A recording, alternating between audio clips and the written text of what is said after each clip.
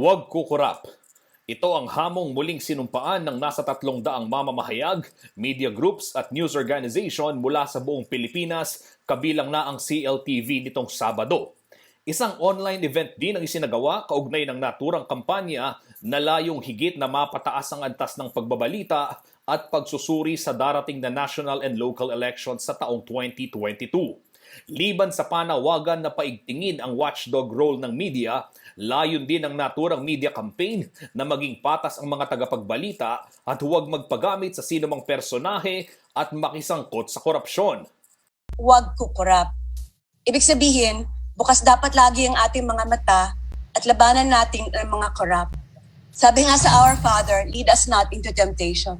Binigyang diin din ng Election 2022 pledge na ang integridad ng halalan ay hindi lamang nagsisimula o nagtatapos sa wastong bilangan ng boto, kundi maging sa malinis, legal at patas na pangangampanya.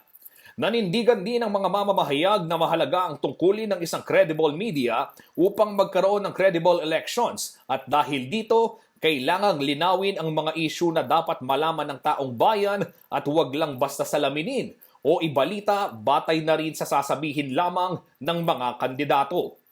Part of what needs to be done is to reach out to the different communities with which the owners interact. Should they have a problem with this pledge, then let's get the discussion out there so that they can hear what the people are really saying.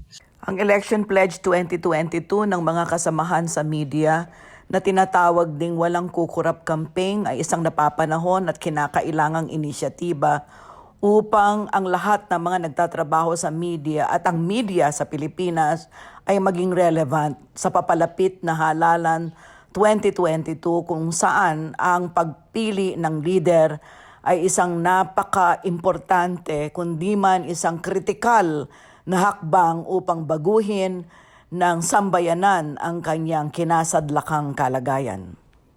Nangako rin ang mga signatories na sila ay magtutulungan upang kondinahin at labanan ng harassment o paniniil sa hanay ng media at maging ang pagkalat ng disinformation o fake news. Justin Dizon, CLTV News.